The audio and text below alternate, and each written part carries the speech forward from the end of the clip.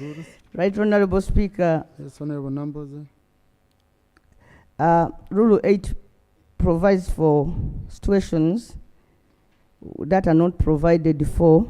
Not questions, Honorable. Right Honorable Speaker, the procedural matter I want to raise is that 2 of your MPs, Right Honorable Speaker. Honorable Nambooze, just let me first make it clear. Rule 8 provides for procedure not provided for, not questions. Kindly.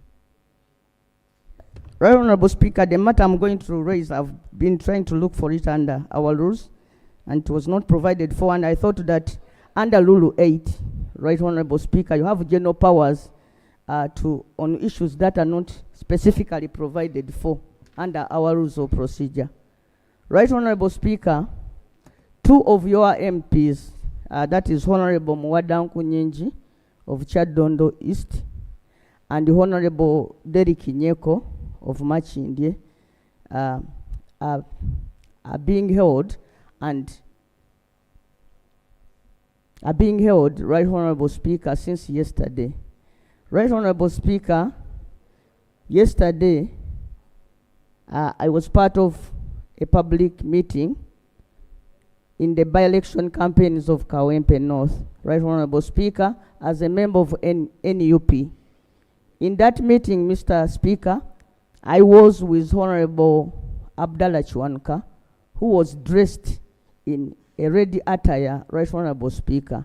Soon after the meeting, Right Honorable Speaker, Right Honorable Abdallah Chwanka was arrested, and eventually he was released on bond.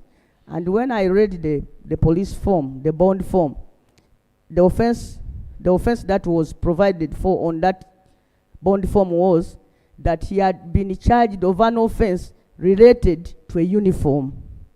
And the Right Honorable Speaker, even the 2 MPs now who are being held by police were also arrested in similar circumstances, Right Honorable Speaker.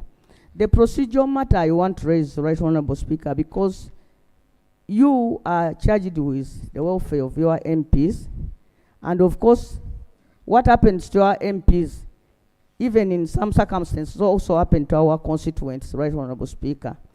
And I don't know, as a well procedure, if the government has informed this House, all authority, all under any written law, that a red attire is now a uniform of a certain organization or a board of government that is supposed to be held in a preserve for them, and once you are arrested, dressed in it, you are aligned before court, or you are held for several hours in detention.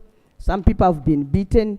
Right Honorable Speaker, I raise this because these are people who should be here representing their constituents.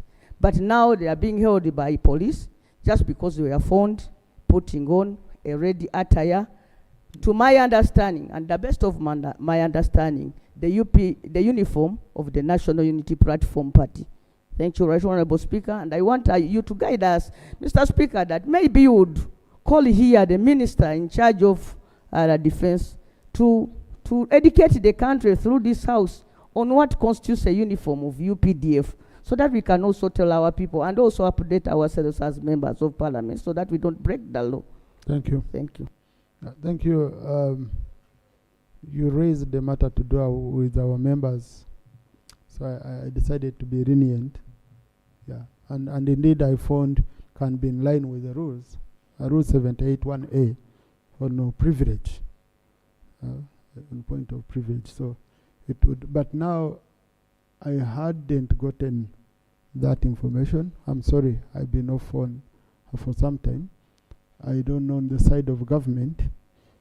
Does anyone know the status of the matter as of now? Yeah. Please, Rob. If one from the government side can question. Thank you, Mr. Speaker. I also want to congratulate you on the achievement you got. And when I meet you along the roads, don't fear me calling you President, sir, with that achievement. And our Speaker. Mr. Speaker, I want to thank Honorable Take and the Honorable Nambooze. With all the achievements, our faces outside where we are getting achievements, we are looking ugly. and that one deters attraction of tourists and good reception by other countries. What is happening in Kawempe is very disturbing. And Mr. Speaker, there is no reason, even if you go to let members, we meet together, those of NRM and us in the opposition. We talk as friends. And we have been meeting on the road as they go for their campaigns, also go for our campaigns. But arresting members, first beating them, you take them for no sufficient cause is not proper. The biggest question here, Mr. Speaker, is the Electoral Commission still in control of these elections, by-election. The fourth arm is beaten left and right. Yesterday, I saw a video where the policeman at the JAT was asking the fourth arm, the fourth arm to remove what they had recorded. Why do you come to attack people? Why do you arrest members when you have covered your faces? It is factual that if you're a policeman or you're a soldier and you hide your face, that means you are fearing to show your face. And what you are doing is illegal. Mr. Speaker, I think we want to ask Electoral Commission to prevail over the by-election in Kawempe. If so, that we don't need this by-election, they can stop them and declare somebody other than killing innocent citizens. Women are not supposed to be arrested by men at any cost. Women are supposed to be arrested by women. And Mr. Speaker, what is challenging? These people giving up when they see soldiers. They raise their hands. In the military law, once someone puts his hands up, you just arrest and take other than beating them. So, Mr. Speaker, my last prayer is, are we, as Electoral Commission, just be in the control of these elections? Because whenever elections become very rowdy and they have, because I'm so happy with the NRM candidate, she's also complaining about the same. We are competing with National Unity Platform. We are competing with FDC. But why do you beat these people you are competing with? It makes us look ugly. And Mr. Speaker, my prayer is, can we know from ministry? Last week, Honorable Hart was sitting in as the government prime minister. He promised to go and see a journalist who is losing his eyes because of the work he was doing under the law. Under the law. So, Mr. Speaker, I think what Honorable Nambooze has stated and the Honorable Bitex is very pertinent, plus what I'm saying. And the other Ugandans. Yesterday, they arrested about 26 with the MPs. Finally, Mr. Speaker, I looked at Mugabe when he was the president of Ghana, 39 years. Whenever members of the opposition were rioting with the members of parliament, police would arrest them without beating them. They say, this, please, can you go and we do this? But what is happening here? Nobody, we have the Anti-Torture Act. But torture... Thank you. Come, Mr. Thank you, Honorable Ssewungu. You know, some of the things I see and I ask myself, what's wrong? Who provoked this? And sometimes, I think these are people who even are against the state. I don't think, like that journalist whom I saw being operated in the eye, I don't think the person who did it loves his government.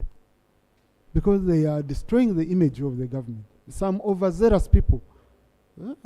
I really ask myself, what would provoke you to get a journalist and you hit them? I saw pictures which my eyes couldn't tolerate. And so, Honorable Hart, are you? Let's first get a response. I will allow you.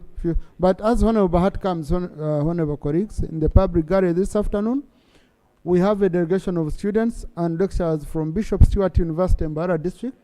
They are represented by Honorable Mwinempaka Ramirama and Honorable Atkwasa Rita. They've come to observe proceedings of this house. Please join me, Honorable colleagues, in welcoming them. You can stand up for recognition. Thank you. Thank you. Honorable colleagues, we also have a delegation of leaders of Chiboga Women's Circle from Chiboga District. They are represented by Honorable Kaya Christine, Honorable Kefa Kiwanuka, and Honorable Mutumba Abdul. They've also come to observe proceedings of this house. Please join me in welcoming them. Thank you. Honorable Bahati, Acting Government Chief Whip.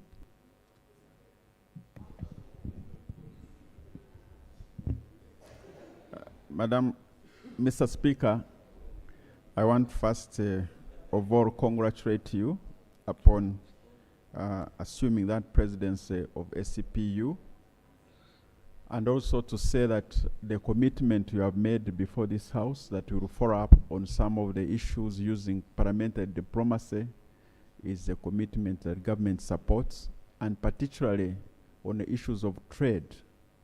We have two issues that we have been engaged in with the European Union. One is one of the rules that you have outlined referring to deforestation. It is true that we should protect the environment, and also this new rule that requires us to register the farmers of coffee so that we ensure that they are not planting in areas where there's been deforestation is a welcome idea, because it reinforces also traceability on the side of EU and climate change initiatives.